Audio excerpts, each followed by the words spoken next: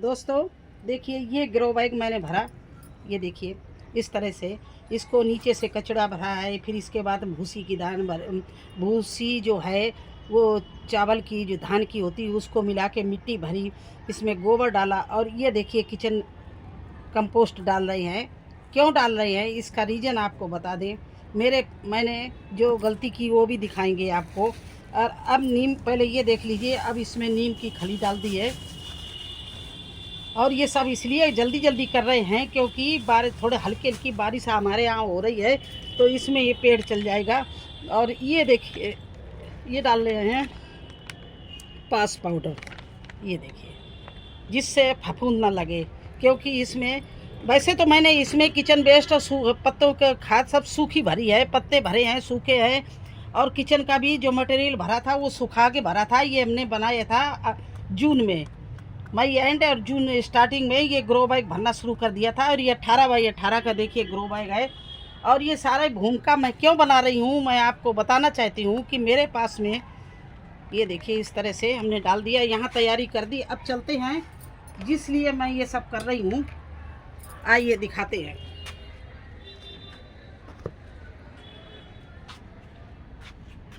ये 6x6 का, ये नहीं 12x6 का जरा सा धनिया बोने वाले में किसी दिन मैंने ये कद्दू के सीड डाल दिए थे। और ये देखिए कद्दू का प्लांट कितना अच्छा चल रहा है। तो यही मौका है, जब बारिश हो रही हल्की हल्की, तो इसको हम शिफ्ट कर सकते हैं।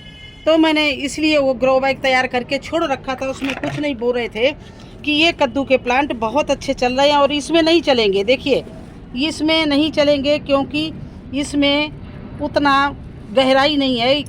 कद्दू के लिए, लौकी के लिए, तोरई के लिए कम से कम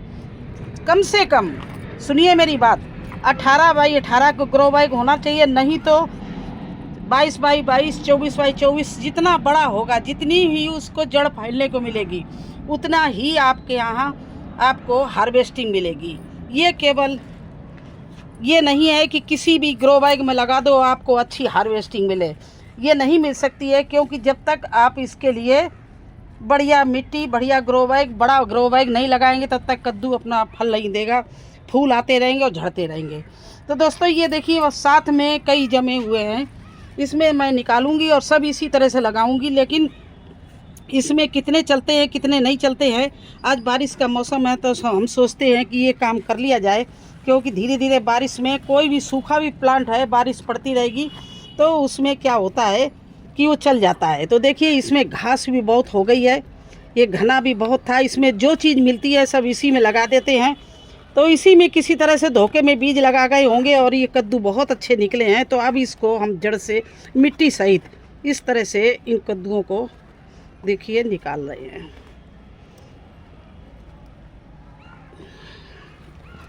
इसमें से निकालना भी बहुत मुश्किल है क्योंकि इसमें घास बहुत ज़्यादा हो गई है।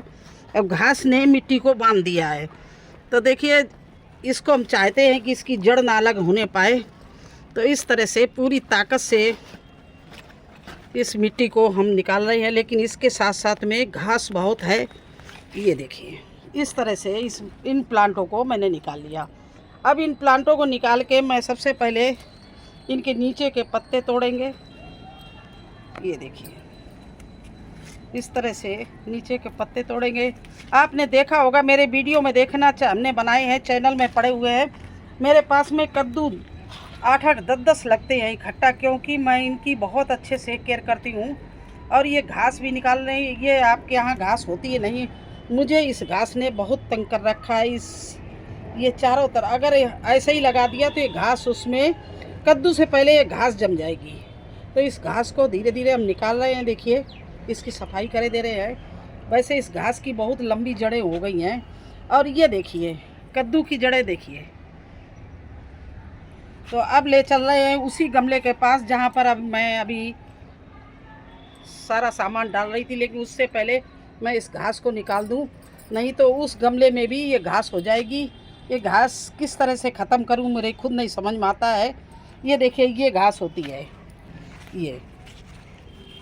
ये देखिए कितनी ज़बरदस्त ये घास होती। जितना ही इसको ख़त्म करो उतनी ज़्यादा ये होती जा रही है। ये देखिए इसमें कुछ हमने ये रजनीगंधा की गांठ गाड़ दी थी, तो देखिए ये भी चल रही है इसमें। ये हल्दी भी पीस आ गया है। तो ये छोटा सा ग्रो बैग था, इससे निकालना ही था और इसको बचाना था। तो आइए चलते हैं उसी जगह। ये देखिए ग्रो बैग मैं पहले से तैयार कर गई थी, इसी में लगा रही हूँ। और इसको पौड़ाने का बहुत अच्छा साधन है। हमारे कुंदरू भी देखिए ये पौड़े हुए हैं और लगे हुए कुंदरू हैं। ये देखिए ये कुंदरू भी इसी चद्दर, ये पुरानी छत पर पड़ी हुई है कुछ सामान रखने के लिए, खाद पानी रखने के लिए। तो ये देखिए कुंदरू कितने अच्छे से इसमें लग रहे हैं। ये देखिए, तो यहीं पर मैं इस प्लांट को देखिए गड्ढा करके इसमें लगा दिया।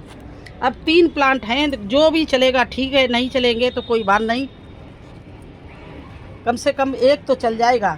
और जब ये बड़ा हो जाएगा तो इसको पौड़ाने के लिए मुझे अच्छे से चद्दर पर मिलेगा जगह। तो ये देखिए इस तरह से इस कद्दू को मुझे आज लगाना था। मैंने सोचा चलिए आपके साथ भी शेयर करूं कि इस समय अगर कोई प्लांट आपको कहीं लगाना है तो इस तरह से आप लगा सकते हैं। और आज यही सब काम करना था। तो देखिए एक ये हमारे पास में पपीता का अच्छा प्लांट है और अपने आप निकला है, तो मैं सोचती हूँ इसको निकाल लूँ और इसको ऐसे बड़े गमले में लगाऊं जिससे अच्छे से पपीता चले। तो देखते रहना आप लोग, बने रहना। मैं चल रही हूँ जहाँ मुझे लगाना है। ये देखिए सब्जियाँ, हमारे सब्जियाँ ही सब्जियाँ तो रही। देखिए भिंडी आज मैं हार्वेस्टिंग करूँगी। हर पेड़ भिंडी से लदा हुआ है देखिए। तो इस तरह उस उधर पीछे भी भिंडी है, ये हार्वेस्टिंग करूँगी। तो दोस्तों इस तरह से अपनी जब भी मौसम मिले, ऐसे मौसम में जब भी टाइम मिले, आप फटाफट छत पे आ जाइए। जो आपके पौधे इधर उधर लगानी हो लगा सकते हैं। आइए देखिए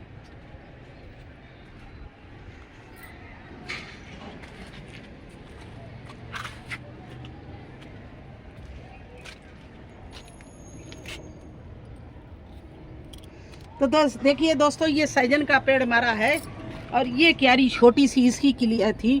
तो मैंने सोचा है कि यहाँ पर एक पपीता भी लगा दिया जाए। तो ये देखिए इसके लिए हम गड्ढा कर रहे हैं। ये गड्ढा कर दिया देखिए, और इसमें साफ पाउडर डाल रहे हैं थोड़ा, जिससे फफूंद ना अटैक करे प्लांट पर। इसमें खाद बहुत पड़ी है, तो मुझे अब खाद देने की ज़रूरत नहीं। ज़्यादा खाद भी प्लांट के लिए हानिकारक होती है। तो देखिए ये पपीता का पेड़ जो मैं लाई हूँ, इस तरह से इसमें बीच में रिपोर्टिंग कर रही हूँ। देखिए अगर ये चल गया तो बहुत अच्छा है। इस क्यारी में केवल गोबर की खाद ही भरी हुई है और कुछ नहीं, और ये बिल्कुल सेपरेट क्यारी है। तो इस तरह से अच्छे से इसको दबा के मैंने यहाँ लगा दिया। तो अभी बहुत कुछ लगाना है। आज मैं बहुत ज़्यादा इधर जो हमने ग्रो लगा रखे हैं, सीड जर्मिनेशन कर रखे हैं, उनको ज़्यादा से ज़्यादा लगाऊंगी। आपको दिखाऊं मेरे पास में ढेरों पौधा है। अगर किसी भाई बहन को टमाटर की पौध चाहिए तो ज़रूर मेरे पास संपर्क करें। बहुत ज़्यादा मेरे पास में टमाटर की पौध है। तो आप लोग दोस्तों, ये मेरे सर्दी के करेले थे, अभी भी आ रहे हैं। देखिए जो करेला पक जाता है उसको फिर मैं फेंकती नहीं हूँ तोड़ के, और उसके क्या करेंगे, ये देखिए सीड हैं, ये सारे निकाल लेंगे। ये देखिए इस तरह से इसके सीड निकाल लिए मैंने,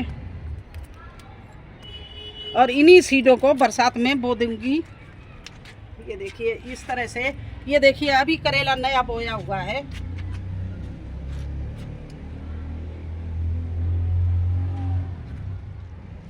अपने ही बगिया से सीड तैयार करके इस तरह से बो रही हूँ। अब दोस्तों बारिश होने लगी है, मैं इसी का इंतज़ार कर रही थी, क्योंकि बारिश में हमारे पौधे जो है अच्छे से चल जाएंगे। अब देखिए मैं इन सीडों को किस तरह से साफ किया है।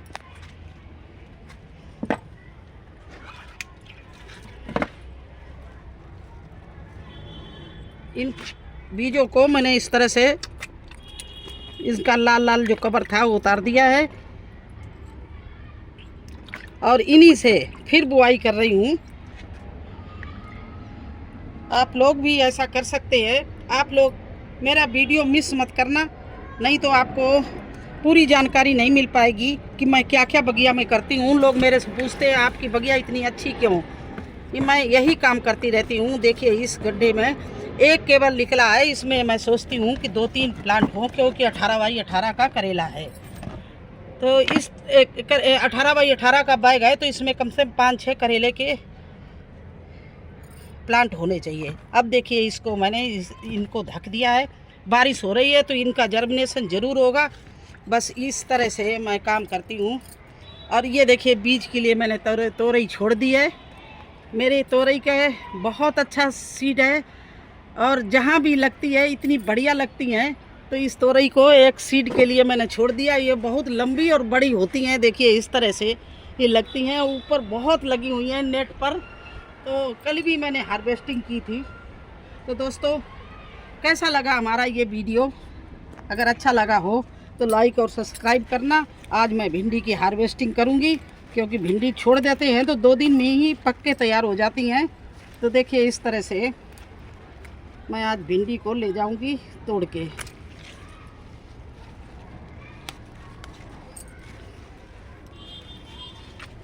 और देखिए भिंडी का प्लांट देखिए कितना अच्छा चल रहा है। इधर भी भिंडी लगी हुई है, इनको भी तोड़ेंगे। बहुत अच्छे प्लांट हमारे भिंडी के चल रहे हैं, और ये अच्छा मुझे सितंबर अक्टूबर तक खिलाएंगी। इस तरह से भिंडी की हार्वेस्टिंग मैं कर रही हूँ। भिंडी के साथ साथ में आज लोबिया भी तोड़ूंगी। लोबिया में भी कहीं कहीं अच्छी फलियां लगी हुई हैं, क्योंकि अभी मैंने ये गर्मी की लोबिया उखाड़ी नहीं, बस यही लालच लगा रहा कि कहीं ऐसा न हो कि मैं जल्दबाजी कर रही हूँ। तो ये देखिए इधर भी लोबिया लगी हुई हैं, तो इनको भी तोड़ रही। भिंडी लोबिया ये सब आज हार्वेस्टिंग करूँगी। बारिश की वजह से नहीं आती हैं, तो ये देखिए छोड़ दी, देखिए पक गई। भिंडी इतनी जल्दी पकती है कि पता नहीं चलता कब पक जाती है। 2 दिन छोड़ दीजिए आप तो ये पक के तैयार हो जाती है। तो देखिए इस तरह से आज हम सब्जी की पूरी हार्वेस्टिंग करूँगी, और इसके बाद फिर आपको बताऊँगी। और ये देखिए मिर्ची में मैंने उस दिन राख डाली थी, तो इसमें मिर्चियाँ लगने लगी, फूल भी अच्छा आ गया। तो कैसा लगा आपको हमारा ये वीडियो? मिक्स वीडियो, कई प्लांटों के बारे में, कोई आज एक प्लांट के बारे में चर्चा नहीं, ये बारिश में जो काम कर रहे हैं उसकी चर्चा चल रही है। तो चलिए पहले मैं अपनी हार्वेस्टिंग पूरी कर लूँ और आपसे विदा लूँ। फिर मिलते हैं एक नए वीडियो में एक नई जानकारी के साथ। तब तक के लिए मुझे आगे दीजिए, धन्यवाद।